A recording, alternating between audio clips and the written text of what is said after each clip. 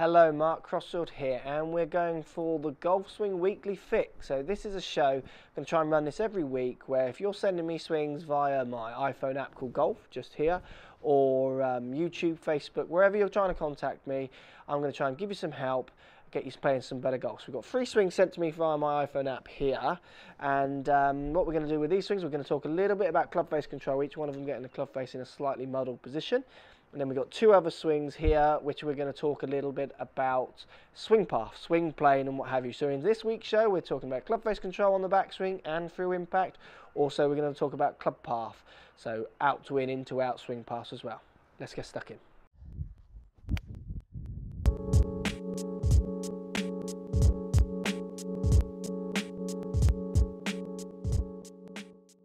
Right, we've got 3 swings sent here through the app. We're going to look at these guys. We're going to talk a little bit about club face control. So you can see from each swing here, when they get to the top of the backswing, their club face is severely closed. So that means the face pointing up towards the sky at the top of the backswing. And what that does as you see them come through impact is it actually affects the way they come through the ball. So it affects the way they apply their hands and if they use any release through the ball, because they're trying to fight this club face. So we need to talk a little bit about some positions you need to be trying to achieve with your backswing in relationship to the club face to your hands. And I also, for each 3 of you, you need to be looking at your golf grips, because if you're finding it hard to get into these positions that we're going to talk about, then it's often because your golf grip isn't quite right, which is forcing the club face to work the way it does. So look, let's get stuck in here. So backswing, we're seeing club face turning up to the top of the backswing, and it's actually pointing up to the sky. So as you take the club back, I mean, you really see it in player 2, which we saw, where the club face comes back and it's really pointing down at the ground for stage 1, so when the club's parallel to the ground. So let's talk about a few key stages. Obviously, when you set up to the ball, you want the club face pointing towards the target. That's a given. I think you're all aware of that. Now, as you take the club back, first checkpoint, as the club gets parallel to the ground, you're looking at trying to get the toe end of the club pointing up to the sky. This front leading edge to point up to the sky, maybe slightly turned down if you want to be spot on the money, but any around that area. For lots of you there, you're getting the club face very closed. Like I said at the start, this is often to do with a golf grip. Left hands, checking left and right hands. How many knuckles you seeing? Should be seeing 2 or 3. Right hand, is it pinching the top of the club or is it stuffed underneath? Check that out. If you're getting your club face wrong, that's often the cause. Then as you take the club back over your head, obviously where you're not seeing it, you're getting the club face pointing straight up to the sky at the top of the backswing. At this stage, you want to try and get the club face much more in this position, where the face is pointing more out in front of you. So if I'm swinging towards this camera, top of my backswing, the club face is pointing more out towards you.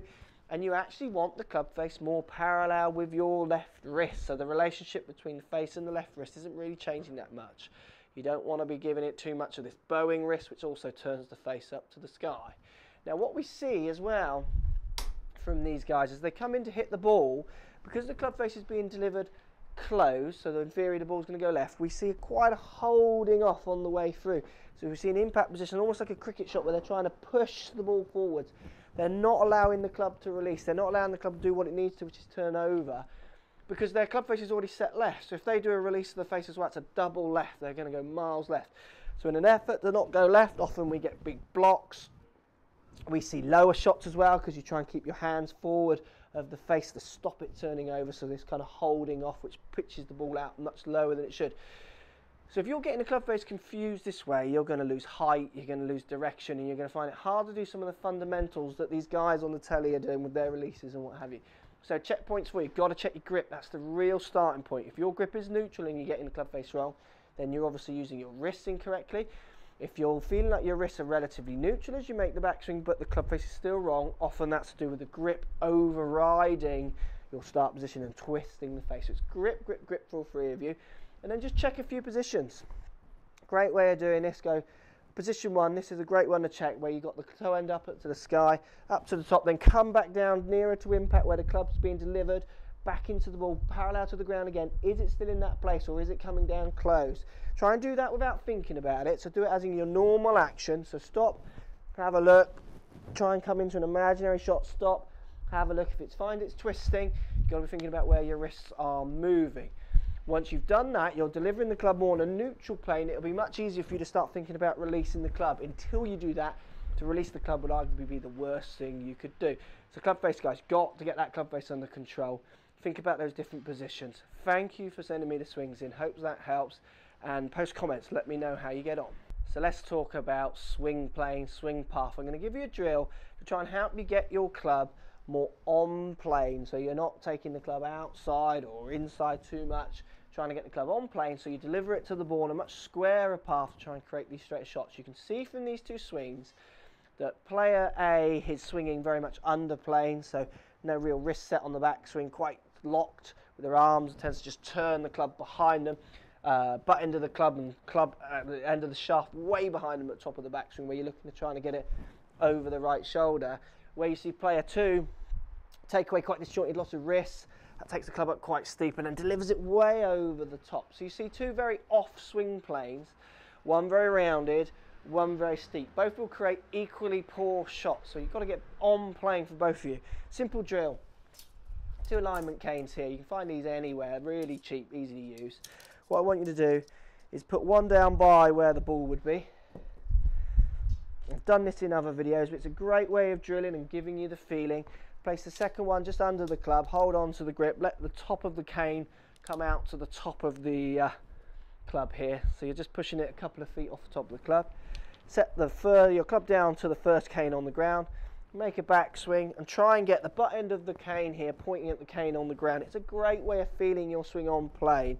What you want to do is you do that, just try and keep your hands more in the middle of your body as it comes back, so you don't want to be out here doing it, or certainly too far in here, because you can still point the club or the club and the stick at the cane even if you're getting it too far behind you. So it's about setting that club on plane with the club staying a little bit more in line with your body. So player 1, we see them coming round here very flat. Player 2, we see complete disconnection, picking the hands up, so the cane's going to be way off. Great way to drill, great way to try and get your swing on plane, feeling where it should be. Even on the downswing, try and get into that slot again, pointing that butt end of that club along that cane on the ground. Not too far in here like you see for player 1, and player 2 is very much over this side. And it is the kind of thing you're going to need to drill. If you're doing this 5 minutes each day, it'll give you the feel of where plane is, so it gives you a really good idea of where you should be. It also gives you that kind of mental picture in your head, because it gives you these visual lines to try and recreate as you're hitting the shots. So it's building up that feel, drilling that into your swing. If you do that, you're going to hit better shots. Two guys there swinging way off plane, going to create equally poor shots. If you both get a little bit more on plane with your swings, it's going to make you hit the ball much more neutral and certainly find more fairways. Hope that helps, guys. Thanks for watching. Anyone else wants to send swings, you got the app, which is just here, available on iPhone. I've got an Android app coming out soon as well. For all you Android users, get the app. You can send me swings through the app and also the iPhone app, so Android and the iPhone app. And hopefully, well, I can get yours included in these weekly shows. So this has been the Golf Swing Weekly Fix. Thanks for watching, guys. My name is Mark Crossfield, and we'll see you all soon. Don't be afraid to subscribe. Don't be afraid to post comments. See you soon.